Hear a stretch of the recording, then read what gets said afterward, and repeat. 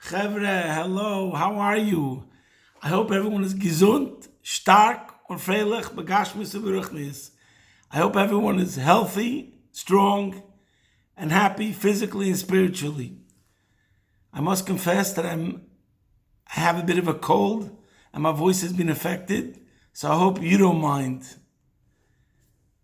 We'll try to make it short today. In any case, the thought for the week, Parshas Vayishlach.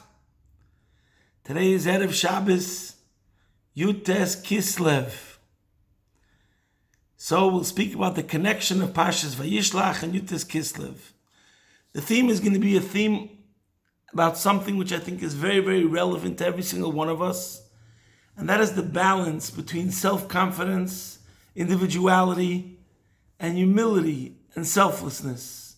These are issues which any mature thinking person has thought about and dealt with. As usual, we'll start with a pasuk from the Rebbe's new kapitel, pasuk Kuf Mem Aleph.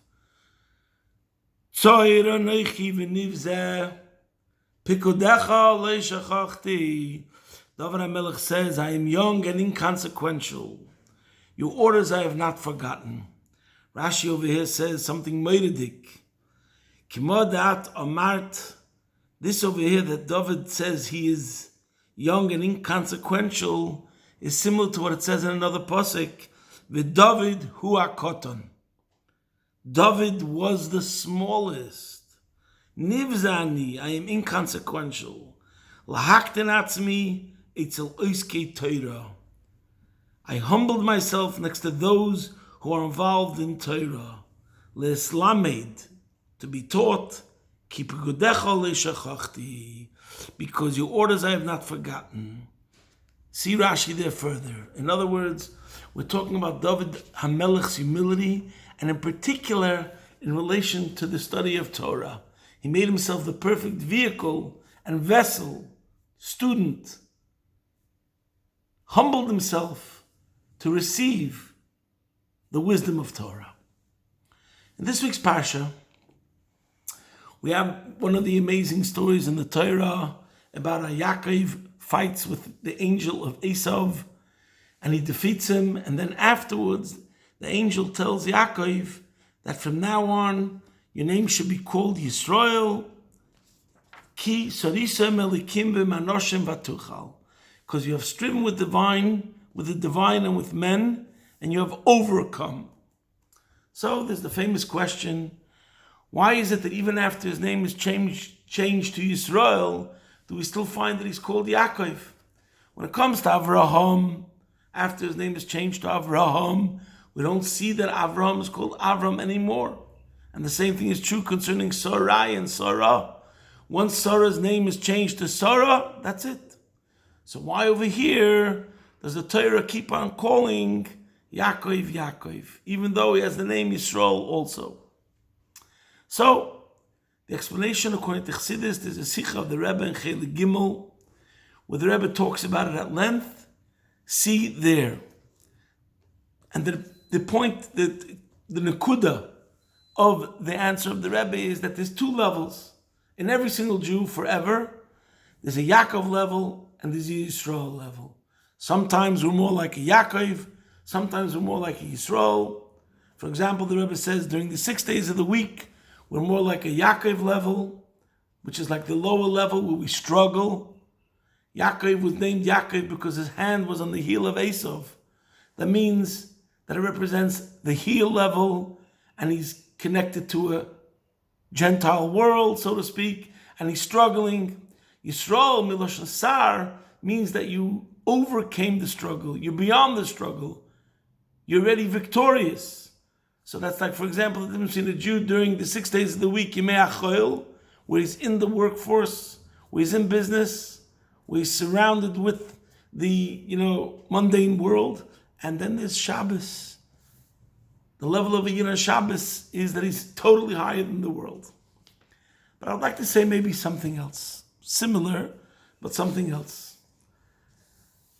And this is the connection to Yutes Kislev.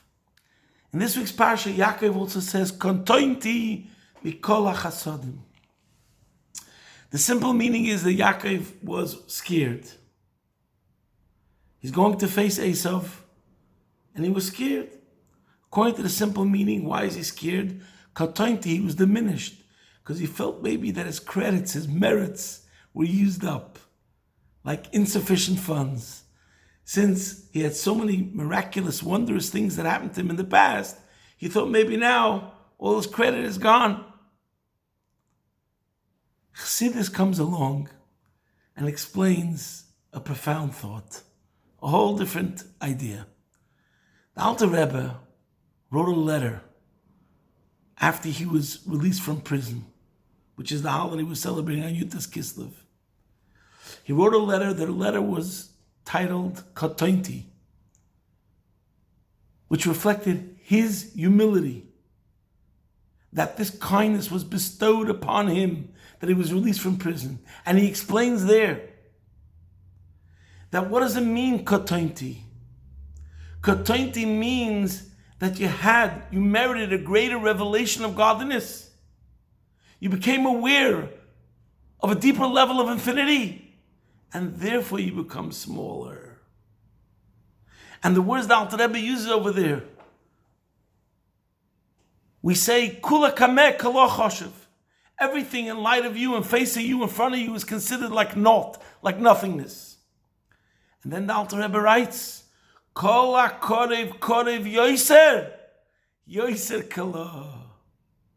The more one becomes closer to the infinity, the more you're absorbed and included in the infinity, the less you become aware of yourself, the smaller you become. So the more a person's consciousness and awareness is of God's greatness, then you feel smaller yourself. So it's not a question, let's say a person reaches a higher level in spiritual service of Hashem. So how is he humble? He knows his greatness. He knows that he reached a deeper level of understanding of God. The answer is, on the contrary, it's in direct proportion to where you reached in your level of understanding and appreciation of godliness. In direct proportion to that would be your level of humility. Because the more you're aware of the bigger picture, the more you're aware of the expansiveness of the infinity, the depth, the greatness, the greater your feelings of insignificance in light and in face of that infinity. And that's what it means, Katainti mikol hachasadim mikol ha'emes. Yaakov Avinu is feeling fear. In Chassidus it's called yiras boishes, fear of shame. Shame meaning when you're standing in the front of something which is infinitely superior, you feel embarrassed, you feel small, you feel insignificant. Now this could mean the different stress. On the one hand, a yid has to always feel humble, humility. On the other hand, we have the name Yisrael. Sar, you're a prince, you're a king, you're a ruler. No force on this planet Earth can prevent the Jew from performing Torah mitzvahs. And he has that sense of Jewish pride. And this is the balance every yid is meant to have between the Yaakov, Katainti, humility, and Yisrael, Sar, prince, king, Jewish pride. And maybe we could say that this is also the meaning. It's very interesting that in Parshas Lech Lecha, when Hashem blesses Avram concerning his descendants, there's one pasuk where he says, "V'samti zaracha ka'afar haaretz." I'll make your descendants like dust. And then there's another pasuk where it says, in the same parsha, "Im tuchal lispareisam koyi zaracha," will be like kechavim, stars. So the simple meaning is that both like the dust on the earth and like the stars cannot be counted, so too will be the Jewish children, the nation. But maybe we could say there's a deeper significance. That we will have the qualities of dust in the sense of humility, that a Jew has humility and selflessness, and all the qualities that come with humility and selflessness, that you know what it means to have attachment to something, dedication, devotion, compassion, objectivity, all the good qualities that come with humility. That's the blessing of Ofar. But at the same time, you'll be like stars, outstanding. Each star is a star, as they say. You're a star. You can illuminate darkness. You're a leader. You guide people that are wandering, that are lost. And that's the beauty of the Jewish nation. We're like dust. We have ultimate selflessness. And we're like stars. We're powerful because we have a neshama. And the neshama is the most powerful thing that's on the world. A chelik elika mimal mamish. Just to bring out two stories that illustrate this. One story I'll first say about Jewish pride. The Rebbe once spoke about David T. Chase. He was a millionaire, a successful businessman. And he used to go on vacation on his yacht. When he was on his yacht, and he had to pray, so he asked his captain, the captain of the yacht, where is east? So, because he wanted to daven towards Yerushalayim, towards the Mizrach. Anyways, he asked the captain of the yacht once, twice, three times. Meanwhile, the captain was very curious. What's this? You know, you're not the captain. What do you, kid? Directions this way, that way. So he told him, I'll tell you the truth. I pray, and it says that the prayer, I pray 3 times a day, and that the prayer should go through Jerusalem. So therefore I have to know where the west is. Now the captain of the yacht was so impressed by this. Look at this successful businessman who has everything he wants in life, and yet he takes the time and the attention to detail to think about praying to God 3 times a day. And not only does he pray to God, but it makes a difference to him, these small details and specifics, which direction is the best way he's meant to pray, that the prayers should be successful.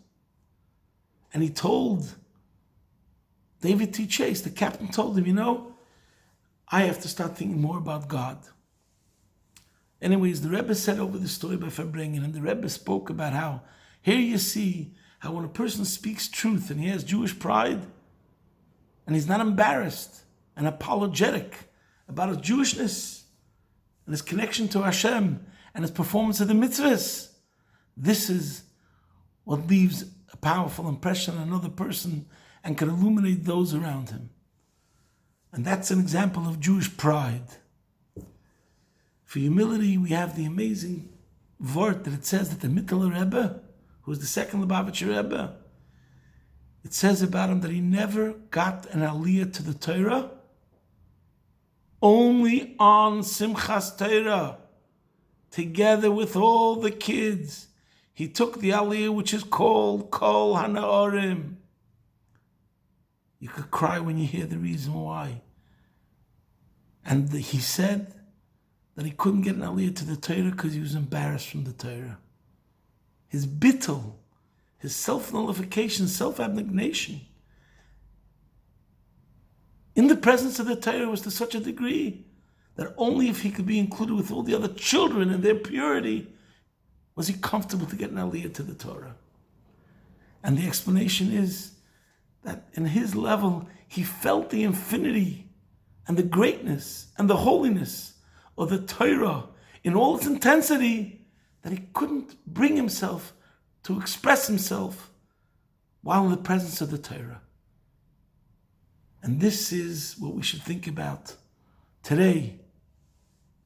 Learning about Yaakov and Yisrael, coming to the Rosh Hashanah of Chassidus, which the whole point of Chassidus was the idea of obsessing, studying, learning all about Ein Oid Milvadei, how there's only one true reality, only one true existence, Hashem. And that the more one is aware of Gadlus HaKel, the more one is aware of Shiflus HaAdam. And it's not a contradiction. And now we have to always think about this blend of Yaakov, Mi Yaakov Yaakov Ki Kotinu, Kotointi, humility, Humility is the most underrated trait in the world we're living in today. And at the same time, we have to realize it's not a contradiction, and this will bring you to the greatest development and to your greatest achievements and whatever you want to accomplish, the Yisrael level. I want to wish you all good Yontif, Lashana Teva, Belimud Achsidis, Ubedarke Achsidis, Tikaseva V'sichasemo. Posting from my home, Be'ez Hashem Yisbarech, your man in Melbourne.